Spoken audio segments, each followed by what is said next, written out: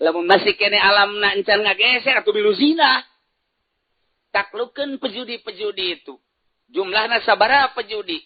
Lamun manehna masih kene aya di alam ieu kholqi, atuh masih kene aya di alam eta mah akur bae, resep bae kana dunya, atuh bakal milu tergelincir. Tah nu mantak moal luhur agama lamun lain dicekel ku para wali-wali Allah Subhanahu wa ta'ala. Naon sebabna? Dakwahna akur jeung urang. Lamun lain wali akur bae. Urang resep ka dunya, nu di panggunge resep ka dunya. Urang boga hubungan jeung makhluk, kiai nama komo di luhur panggungnya nge-HP na aya 5 ngajejer. Keur dakwah ge, maaf ya, saya ada SMS dulu tolol tak kiai. Eta kan ngaranna akur bae jeung masyarakat. Wali mah moal kitu kajen kuku mage hiji, dek di ka Allah keun lantaran aing wau jeung Allah. Ku caranyana lah sesuai jeung pangkat kewalianana. Luhur agama ketika dicekel wali lantaran alamna geus beda. Kuari batinna diurus, batin kuari diurus. Mulai pengurusan batin dengan cara-cara tersendiri. Terus betingna udang, terus tafakur, terus zikir, terus muraqabah ngageser engke perasaan teh. Ngageser aya lazat engke ibadah teh ku ngeunah-ngeunah teuing. Nikmat engke bakal sebab naon? Sebab dibere keyakinan ku Gusti Allah. Tambah yakin, nu mantak tambah yakin naon? Aya karasana kunyana. La ilaha illallah. Lamun urang nyaritakeun maf'ul min ajli teu jauh tina ngadongengkeun ismul mansub. Dina bagian isim anu dinasabkeun adalah maf'ul min ajli. Dengan persyaratan anu dijelaskeun dina kitab Nahwu jang paranti bebelajar maca. Upaya maca ulah salah dijelaskeun ku Kiai Son Haji jadi jurumiyah, ku Kiai Ibnu Malik jadi alpiyah, jeung berbagai-bagai kitab nahwu abeh ulah salah maca. Nah, urusan maca mata mah urusan budak. Urusan babacaan mah urusan merenah-merenahkeun kalimah, nyambung jeung ieu, nyambung jeung ieu, nyambung jeung ieu. Ieu mah ngajina geus lain eta ieu mah ngaji kelas luhur nu hiber. Ieu mah lain lalagan, ieu mah kudu geus ulah beuki ka proposal. Ulah hayang boga mobil, boga motor, ulah hayang boga perusahaan. Ieu ngaji kitab ieu meninggalkeun dunia makhluk nafsu jeung syaitan.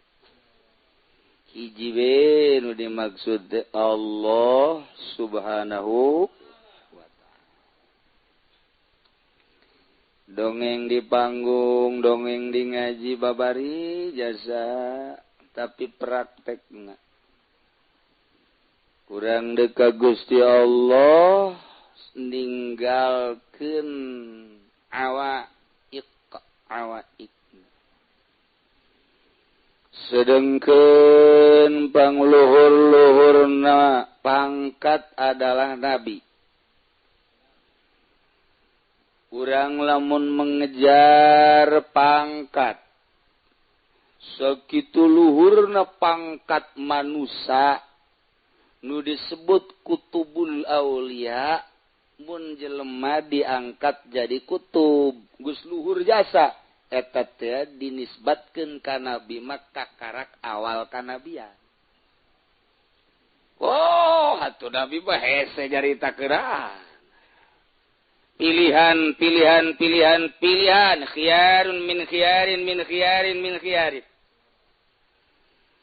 Tabang geus moal aya nu nyaho iwati nu gaduhna we nu bogana Gusti Allah Subhanahu wa ta'ala. Lamun jelema diangkat jadi nabi dibere mukjizat, diangkat jadi rasul dibere mukjizat. Aya jelemanya diangkat jadi nabinya jadi rasul. Aya jelema ngan diangkat jadi nabi hungkul bedana. Mun jelema dijadikeun nabi jeung rasul wajib tabligh. Ketika jelema diangkat jadi nabi hungkul henteu diwajibkeun tabligh jang dirina hungkul. Diberelah mujizat kabeh baik nabi maupun rasul. Lamun urang dongeng-dongeng baheula para nabi para rasul imimiti Kangjeng Nabi Adam ke diturunkeun di mana ke minggu hareup. Di mana coba diturunkeun anak? Apakah di etek engke? Apa di kawaron turunna? Kemudian Kangjeng Nabi Idris, Kangjeng Nabi Nuh, kebelah dieuna Kangjeng Nabi Sulaiman, Kangjeng Nabi Daud. Kemudian kebelah dieuna Kangjeng Nabi Musa, Nabi Yusa, terus ka dieuna Kangjeng Nabi Yusuf. Kebelah dieuna terus Kangjeng Nabi Isa alaihis salam, diakhiri ku Kangjeng Nabi urang Kangjeng Nabi Muhammad sallallahu alaihi wasallam. Teu kaluar ti nagara itu. Damaskus, Suriah. Misro, amis di jero. Teu jauh ti dinya we. Yordania.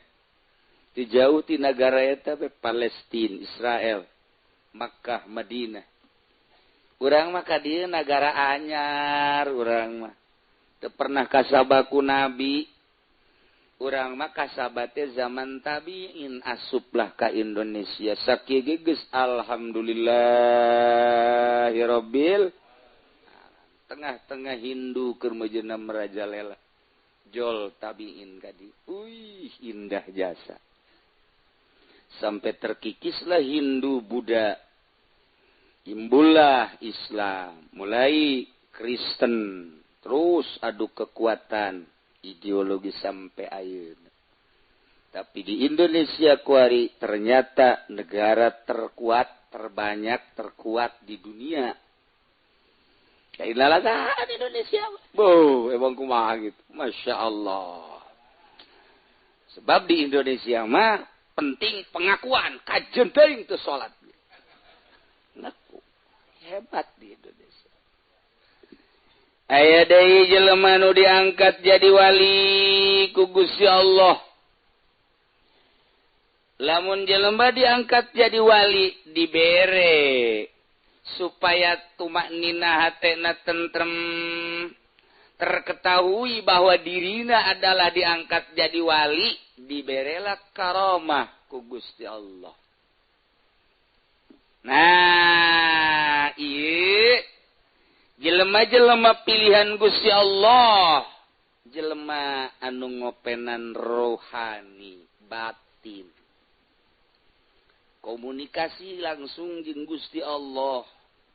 Mukjizat, karomah, wahyu para nabi belah dieuna ilham ka para wali-wali Allah Subhanahu wa ta'ala.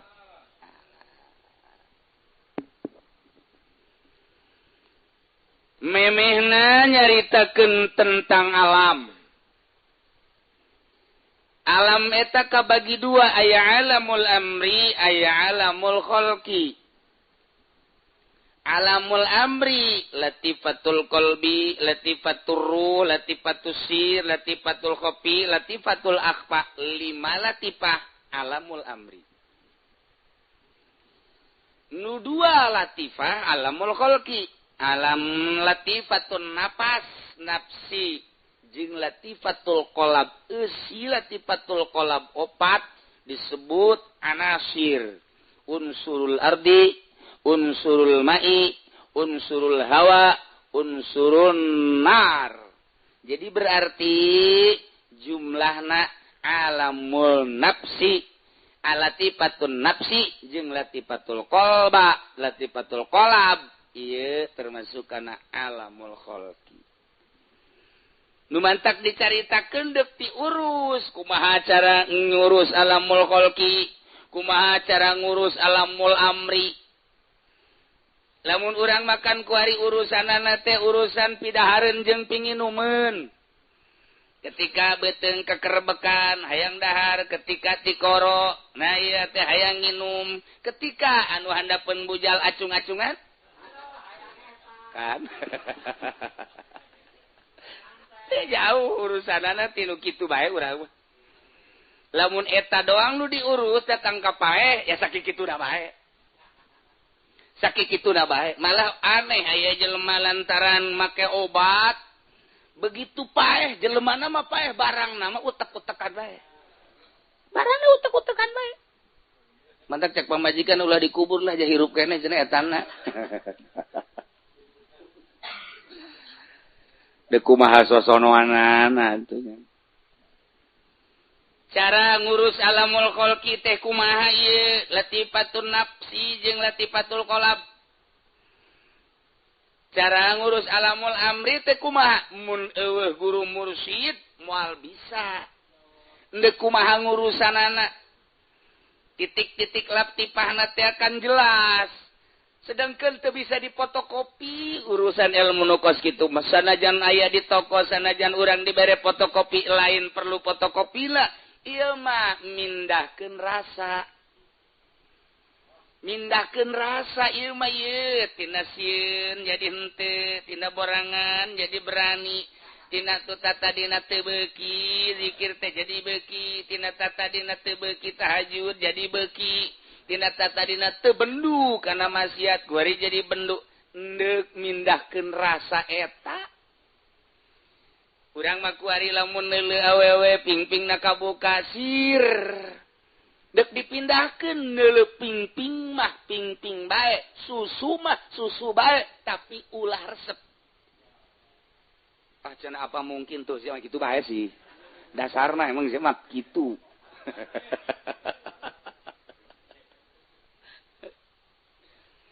Hiji jelema ibadah bae ka Gusti Allah ditungtun ku guru. Terus we beuki ibadah teh geus puguh anu fardu nama. Nu sunahna ge terus bae tapi manehanana ketika neuleuh awewe sir bae. Ketika neuleuh susu aju bae kontak. Ketika neuleuh pingping atuh kontak. Bari ditekadkeun ku jana ieu mah atuh turunan ti Kangjeng Rasul sunatur Rasul jateuna naon ieu. Atuh kapan deuk kumaha? Ari gabruk deui mah atuh. Kuduna menang ribuan zikir pan teu kaburu ja ieu mah nyekelanana nyekelan tasbih nu 2 doang.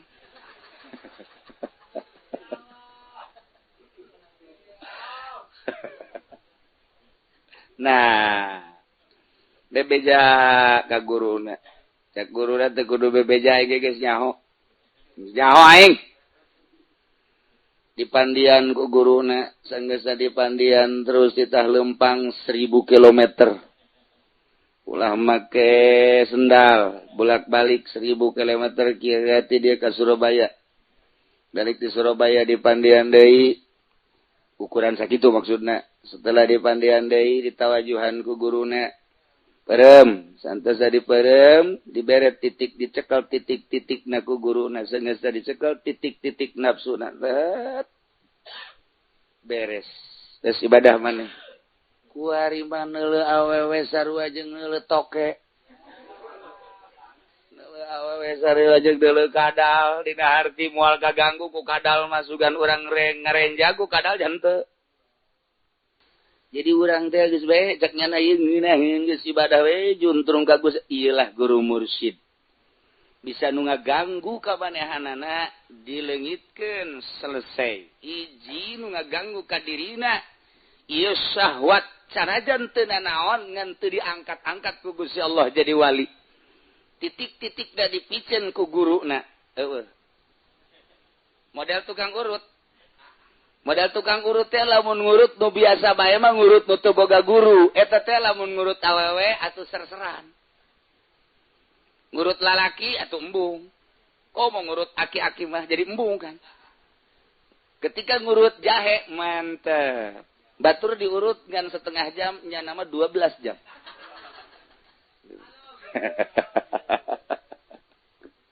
Tapi ketika seseorang boga guru ngurut, guru batin dinapa ngurut. Nah, tawajuhan, tek. Setelah ditawajuhan, ngurut lalaki jeung ngurut awewe bakal akur. Nu kolot jeung nu ngora bakal akur. Nu dewasa jeung budak akur bae. Sebab prinsipna hiji pengobatan. Sugan aya ser ketika ngurut awe teu aya. Eta tah nu ngaleungitkeun kos kitu tah guru, tah eta nu pentingna tah. Guruna tah. Urang makan khawatir bae duh ieu kumaha mun ngurut awewe, horenganannya teu hayangeun. Dibere eueuh sawat eta teh mun boga guru. Lamun teu boga guru eta lah biasana dukun kendi. Nah, eta Masya Allah. Ini cerita perurutan. Iyalah dina torikoh teh kos kitu diluluh lantakeun syahwat-syahwatna. Sebabnya nanaon? Ngurusan alam. Mimiti alam kholqi, kemudian alamul amri untuk pengenalan baheula alamul amri jeung alamul kholqi dijelaskeun. Fa'alamul qudrati huwa alamul amri. Esina 5. Latifatul qalbi, latifatul ruh, latifatul sir, latifatul khafi, latifatul akhbar. Alamul amri. Ialah alam kudrat ngaranna. Wa alamul hikmah huwa alamul khalqi wal amri. Esina 5 sarua bae. Hiji latifatun nafsi, nomor kedua latifatul qalb. Esi latifatul qalb adalah anasirul arba'ah, berarti 5. 5 jeung 5 10. Nah, nu 10 ieu hiji-hiji da ngabogaan nu kudu diurusan ku urang. Lamun latifatun nafsi al-bukhlu al-hirsu al-hasad al-jahlu al-kibru as-syahwat al-godob. 7 etalah anak buah latifatun nafsi. Ketika urang dek berangkat ka Gusti Allah, mulai diurus urang batin urang. Pengenalan latifah-latifah di jerona nu kudu dipikeun secara total, nu kudu ditarik secara total. Moal bisa lamun eueuh guru. Nu mantak nyana ngomong atuh bisa bae ai ku Gusti Allah bisa bae. Sia calangap mah bisa bae. Tapi praktekna urang teh titah ulah resep dunia, tapi cara ulah resep dunia teh kumaha hese bae. Titah ulah resep urang teh ka makhluk, tapi urang teh praktekna kumaha ulah resep ka makhluk teh hese bae. Sebab urang macan berangkat, ketika urang berangkat nu bebeneran kakaraknya ho. Dimantak para aulia Allah mah di kota, biasa di kota ngahiji di night club misalnya manehanana. Batur mararabok, batur dansa, weh nyana aya di dinya. Teu kumaha sebab nyanana geus leungit alam eta, geus pindah alam. Geus pindah alam, eta leungit biasa bae nya mah. Mantak engke aya tugas taklukeun coba itu pezina. Nyana kudu ngahiji jeung para pezina. Lamun masih kene alamna encan ngageser atuh milu zina. Taklukeun pejudi-pejudi itu. Jumlahna sabaraha pejudi. Lamun manehna masih kene aya di alam ieu kholqi, atuh masih kene aya di alam eta mah akur bae, resep bae kana dunia, atuh bakal milu tergelincir. Tah nu mantak moal luhur agama lamun lain dicekel ku para wali-wali Allah Subhanahu wa ta'ala. Naon sebabna? Dakwahna akur jeung urang. Lamun lain wali akur bae. Urang resep ka dunia, nu di panggungnya resep ka dunia. Urang boga hubungan jeung makhluk, kiai nama komo di luhur panggungnya nge-HP na aya 5 ngajejer. Keur dakwah ge, maaf ya, saya ada SMS dulu tolol tak kiai. Eta kan ngaranna akur bae jeung masyarakat. Wali mah moal kitu kajen kuku mage hiji, dek di ka Allah keun lantaran aing wau jeung Allah. Ku caranyana lah sesuai jeung pangkat kewalianana. Luhur agama ketika dicekel ku wali lantaran alamna geus beda. Handap agama ketika dicekel ku lain wali ngan sakadar pangrame-rame doang. Eta mah kiai-kiai lain diangkat jadi wali, eta mah ngaranna kiai kokoprak. Lumayan kotok-kotok bae mah indit ku kokoprak. Koprak. Iya, jangan ngokoprak kotok doang. Nah, ketika kotok ge geus teu sieunneun ka kokoprak, dibalangkeun kokoprak. Geus, wassalam. Kokoprak geus modar kokoprak geus. Eta kos kitu eta. Nah, ieu keur carita luhur agama geus puguh dicekel ku Kangjeng Rasul. Luhur agama dicekel ku Nabi geus lain udageun. Luhur agama dicekel ku wali lantaran geus alamna pindah. Luhur agama ketika wali sanga di urang berjuang. Sebab lawan moal bisa kasogok. Moal bisa nyana maka bere.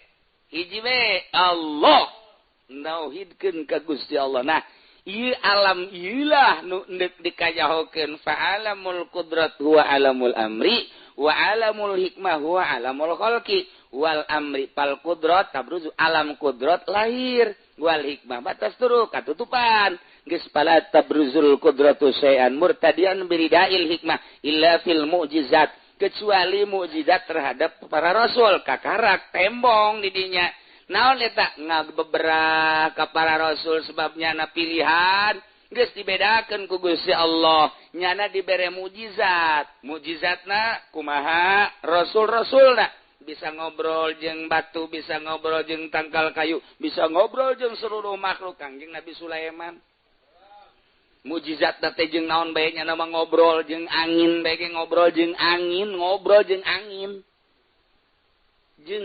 ngobrol masyaallah urang geus sakapeung waktu jeung hitut ngobrol kaambe hitut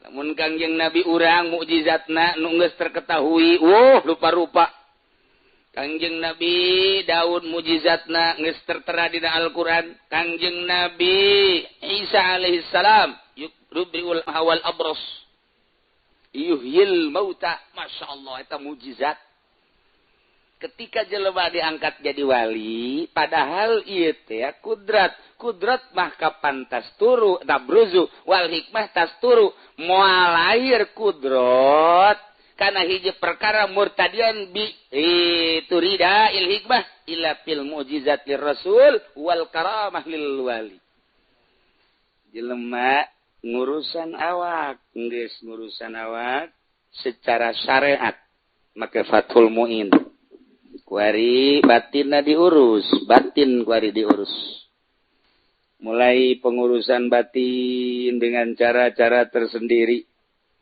terus pentingna udang terus tafakur terus zikir terus muraqabah ngageser engke perasaan teh ngageser aya lazat engke ibadah teh ku ngeunah-ngeunah teuing nikmat engke bakal sebab naon sebab dibere keyakinan ku Gusti Allah tambah yakin nu mantak tambah yakin naon aya karasana kunyana tambah deui yakin karasa deui tambah yakin karasa deui dibere ku Gusti Allah pangbubungah di antarana ketika manehna leumpang kacapean cek Gusti Allah baca bae atul la ilaha illallahul jalilul akbar sok bari peureum lengkah ngegelek ngagedean bumi nyempitan plak nu biasa di lempangan sajam kok 10 menit datang nyana sorangan kaget dibere pangbubungah ku Gusti Allah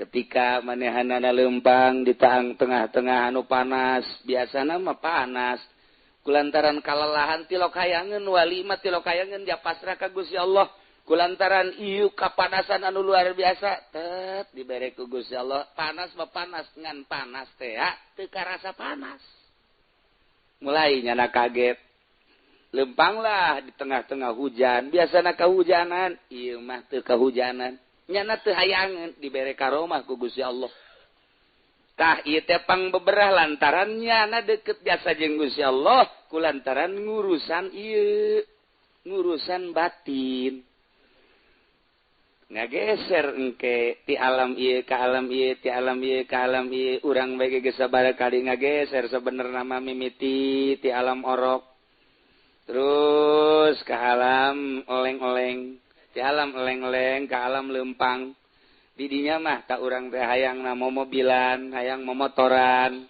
mun budak hayang anak-anakan dibelikeun lah ku mana ku indung nama mobilan ditarik-tarik gede saeutik hayang mobil beneran pindah rasa eta alam kholqi eta kos kitu kamari ieu mah kamari ieu urang teh paling ge hayang boneka anak-anakan ku ari mah hayang nu beneran tuh kan alamna pindah eta di alam kholqi diurus ku urang batin urang sesuai jeung aturanana hiji-hiji ti dieu heula tek uruslah tidinya mulai dengan cara anu intensif ka Gusti Allah teng teng teng teng teng teng teng engke ku Allah dibere perasaan jaeu lain deui mulai ku ari teu pedulian situasi politik anu memanas nya mah biasa bae perekonomian anu amburadul nya mah biasa bae sebab jana seakan-akan geus misah jeung perpolitikan jeung perekonomian. Kemudian oleh jelema ngaler ngidul ngetan ngulon nya nama teu peduli lantaran nyana geus pindah perasaanana jeung Allah. Kitu kene setan ku ari mah urang kaliru ieu teh setan apa lain ketika geus diangkat jadi wali nyahoun bahwa ieu teh setan nu mantak Imam Syafi'i pernah ngajotos setan, Imam Hanafi pernah ribut jeung setan, jeung wali-wali anu sejen pernah ribut jeung setan. Ai urang mah lantaran urang jadi setan bareng lah jeung setan. Teu bisa urang mah sebab can nganyahokeun ieu setan apa lain, ieu setan apa lain. Boro-boro jeung setan nu eta kukutil anake urang mah eleh. Tuh, jeung pocong bage eleh. Ieu pindah perasaan. Tah, ieu lake dibere pangbeberah ku Gusti Allah karomah ngaranna. Geus painal qudrata tabruzu bila taqtiatin tasdiqon lidzalika nabi. Untuk membenarkan nabi diberelah mukjizat nyata-nyata gitu kene wali. Nah ieu ge nyata-nyata karobah ka wali.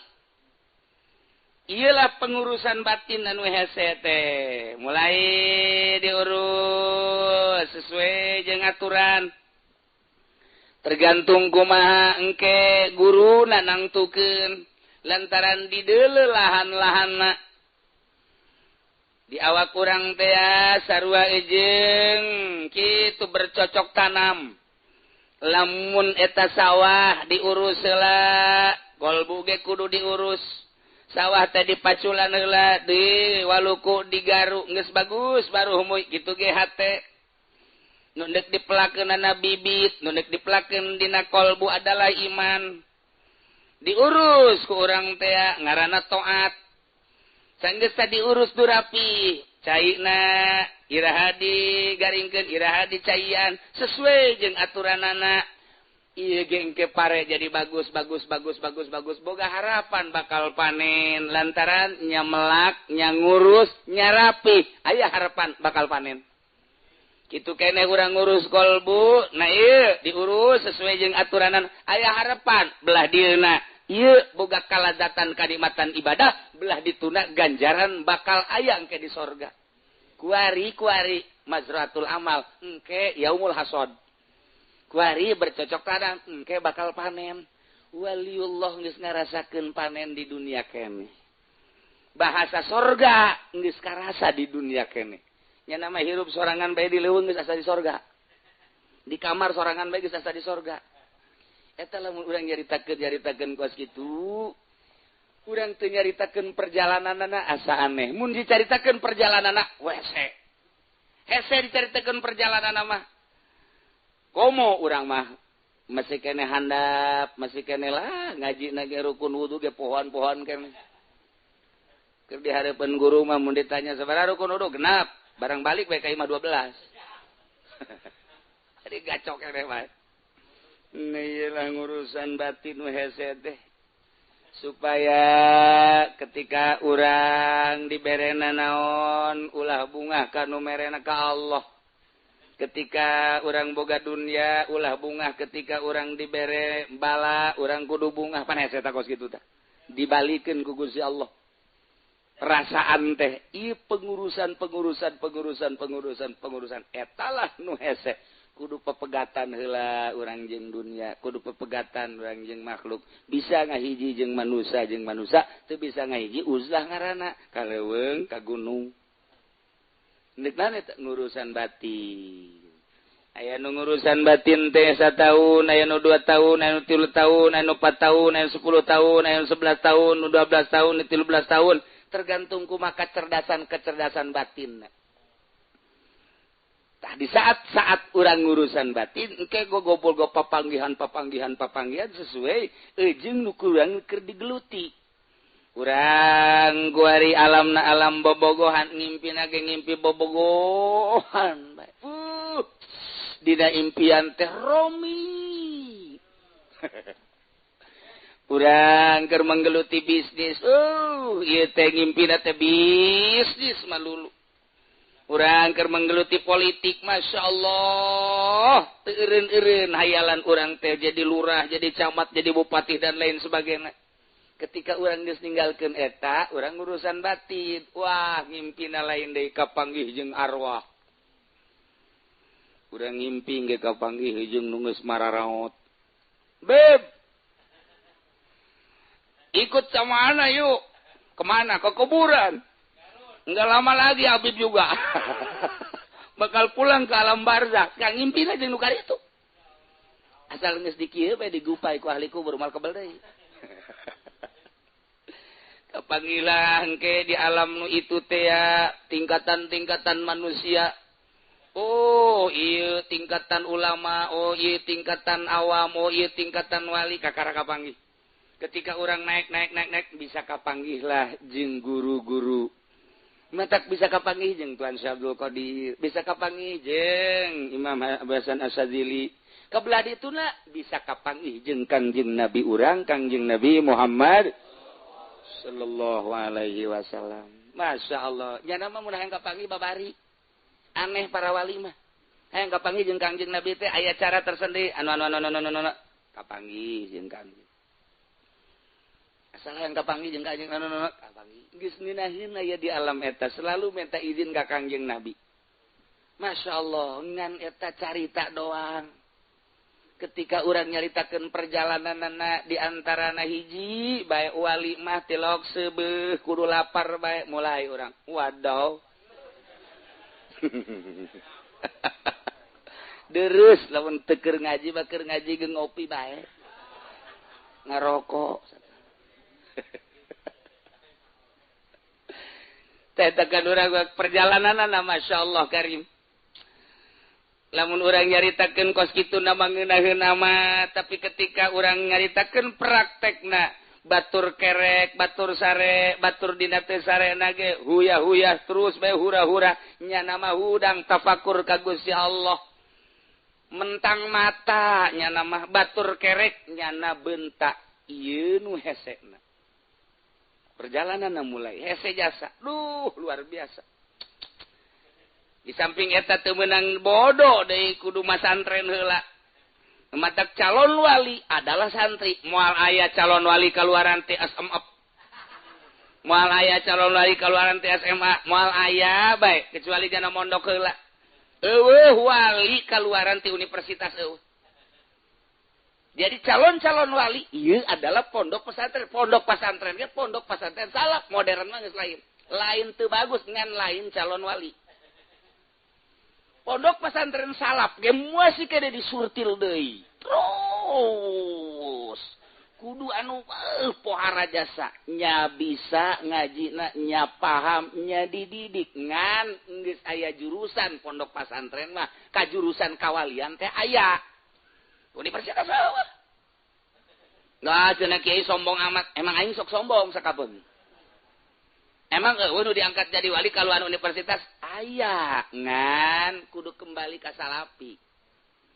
Tetep bae kudu kembali ka salapi. Jana misalna kitu di UGM, geus jadi sarjana, neuk jadi wali, kembali ka salapi. Pendidikan aulia Allah mah pendidikan salaf. Sakitu bae ka jadi kuku bae. Pertahankeun ku jana di UGM, pendidikan modern, ka modar moal jadi wali. Moal we kajian kuku mah ge, kecuali walingi. Nyana di Trisakti bisa jadi insinyur misalnya, bisa jadi dokter endos misalnya, dan lain sebagainya. Sek bae. Apa bisa jadi wali? Pek bae da jadi wali mah kembali kudu ka salafi. Perjalanan wali mah salafi kabeh.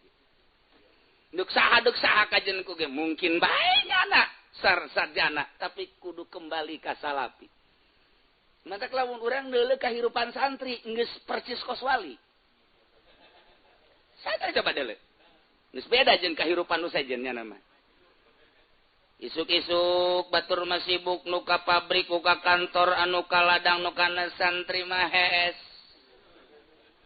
Khariqun lil adat. Teu bisa diudang-udang ku babaturan. Udah sia-sia aing sih.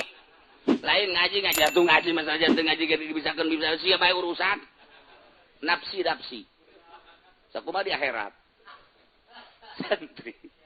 Teu bisa diurus. Udang jam 8. Lain kacai ngawuduk heula. Eta pan khariqun lil adat ngaranna kos itu. Kuruna mang mandi, aju ngikat gigi, bersolek, henteu nya nama. Sebab di hareupeun pondok aya tukang wuduk atuh ngawuduk heula. Mandi teh ya pandeuri takdim takhir. Dek teh khariqun lil adat kumaha? Oh, beres di dieu karek daek kacai henteu atuh kumaha nyana bae. Batur bebersih nyana mah ngotoran ngon, kotoran nyana mah halaman pondok kotor bae geus kajen ku kumaha ge. Geus hese. Ke wayah bebersih nyana mah bersih jasa. Nyana nu ngabersihat, nyana nu ngotoran. Satria eta kos kitu. Wayah masak terus bae nyana mah masak aya minyak pake suluh. Eueuh minyak, eueuh suluh, sendal pake suluh. Santri nu penting asak we sangu pokona mah. Nyambel geus lain di parantina nyambel. Lain nya mah aya naon aya gelas pake nyambel. Lila hirup di pondok pesantren saminggu, sabulan, satahun berbeda jeung nu sejen. Bakal beda tingkah segala salapi asli. Ngana ngalamun bae kieu neuleuneun di kamarana eta jelema nya ka pabrik deuk naon ngandun ya jaing mah di pondok bae ge dikiriman bae ku kolot.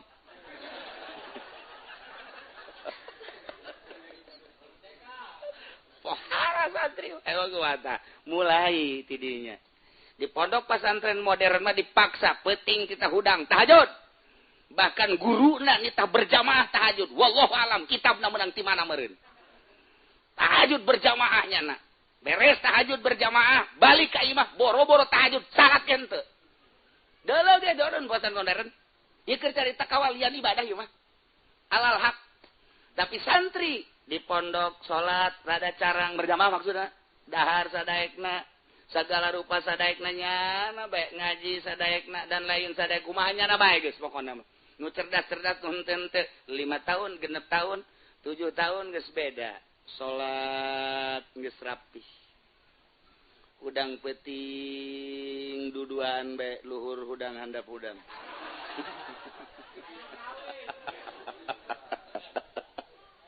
Sakitu ge can boga wadah geus udang bae. Hartina naon konsisten. Sebab naon? Timbul pelajaranana berangkat ti kiai anu ikhlas, katarima kuno ikhlas. Bakal ngabuah ikhlas. Salat geus ngeunaheun sorangan Allahu Akbar. Peuting geus teu kudu dititahan nu kamari ieu di pondok pesantren modern mah dipaksa supaya terbiasa ternyata eueuh hasilna datang ka imah mah. Loba jasa anu bapakna marah siapan dipasantrenkeun ku aing pancena di ditu tahajud berjamaah ko datang ka dieu mah aing ngabutuhkeun sia jadi imam tarawih boro-boro jadi imam tarawih salat teh henteu sia tolol sia pesantren modern. Pesantren salapi mah tarawihna di tukang we nya mah kalem bae. Ketika eueuh imam eueuh Bilal ka hareup nya tampil. Imam ka mana? Muriang. Bilal ka mana? Diborong ku aing. Imam Bilal aing kabeh pokona mah. Nu penting sedekahna nu gede, tolol teh mah kitu. Jadi santri tampil. Jadi saat-saat darurat tampil santri mah. Masya Allah hebat eta santri teh. Hartina naon? Loyog sorangan, salat teu kudu heseng kena udang peuting, maca sholawat, zikir dan lain berangkat dengan sendiri. Emang perjalanan wali salapi.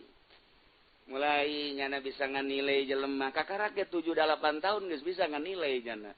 Asal lain gitu, asal lain gitu, asal lain gitu. Tak mulai kuari masantren geus 15 tahun. Asal geus 15 tahun bae geus rada deres ngajina. hatina rada deres alat geus diaji bari encan bisa meureunanan ngajina atau teu bisa kajeun penting geus bae mun aya nu nanya teh Alfi aing geus sabaraha kali Alfi yang ngaji bisa sia ulah nanyakeun bisa nu penting ngaji geus beres aing kitabna ge di mana meureun gori geus pikir geus beres dah mulai nyana mulai pikiranna ge geus lain ge cicing aing di imah lah cicing 1 tahun 2 tahun nu aya nu ngaji nu masalah geus kabelah dituna hayang belajar bisa ibadah ka mana aing neangan emang geus aya jurusan bejana kiai anu ahli ibadah survei aing ka ditu dideuleuh kunyana sapoe 2 poe oh bener layak di guruan ieu mulai nempel nyana nempel emang geus aya jurusan di awalna geus dididi ketika tek hayang ibadah kapanggih jeung guruna coba nu tadi nanti SMA kuliah hayang neangan deuk saha nu mere ilmu batin ke model kos kitu pasti guruna ge kabalinger lamun haju mere bae lantaran naon henteu meunang sambarangan peso cukur sabere-berena tadi ge cek guruna atuh bisa bae ja ieu mah hakabehan ngan atuh sia kudu nyaho syariat heula sing rapi engke beusi diangkat jadi wali teu nyaho pembatalan wudu mah nya wali bodoh teu nyaho pembatalan salat mah nya wali bodoh engke sia ketika diangkat jadi mulia ke sia kada demes kada dunia pan wali mah anti dunia ketika engke made diangkat ka keagungan Gusti Allah engke made binyeun jaringan SMS-an jeung jelema pan wali mah anti beusi salah matak sok syariat rapi kudu mondok teh ngaranna tetep kudu mengkonsumsi salapi tidinya lah bakal ngatur alamul amri jeung alamul khalqi ngeunaheun geus aya tata dina dasar di pondok pesantren salapi mah ieu keur carita perjalanan ibadah lamun carita perjalanan perbandingan atuh modern urang nyaritakeun kemajuan di negara anu mah atuh modern ketika urang nyaritakeun di urang organisasi anu mah atuh nyieun organisasi ketika urang nyaritakeun pendidikan atau universitas dan lain sebagainya atuh urang ge kudu nyieun bahan-bahan perbandingan jang karamean dunia ulah eleh atuh silakan apa mun carita ibadah ka salapi bae pacar modern ge bisa nyana salapi lain salapi bae ibadah dan lain sebagainya deuleu coba PKS ke tarang mah harari deung keur mah beungeut teh hideung ditambah hideung atuh herang sia hideung atuh lain kos kitu perjalananna heula ti awal tek jadi ngeunaheun ka dituna geus nyaritakeun alam amri jeung alam khalqina nyambung ieu mah pandek dibejakeun ge alam amri kumaha ngolahna atuh teh nyarambung jata tadina teu mondok sasararia mah teh ku aing dibejakeun ku sia diwirid edan kabehan deui tungtungna mecak pamajikanna bareng ngaji ka Cilongok salaki jadi edan aing bae panu disalahkeun moal dibahas ku aing alamul amri perjalananna mah ieu mah bahaya aja direkam pan ku sia udah ketangga imah dicoba-coba coba yeuh cari saki uci kos kieu mun teu edan sia jago kuari ge setengah edan geus ieu asalnya hobae engke dibere pang beberah ku Gusti Allah mukjizat lah jang para rasul karomah lah jang para wali nah kurang ke bakal dicaritakeun fa'alamud dunya ka mana jurusanana wallahu a'lam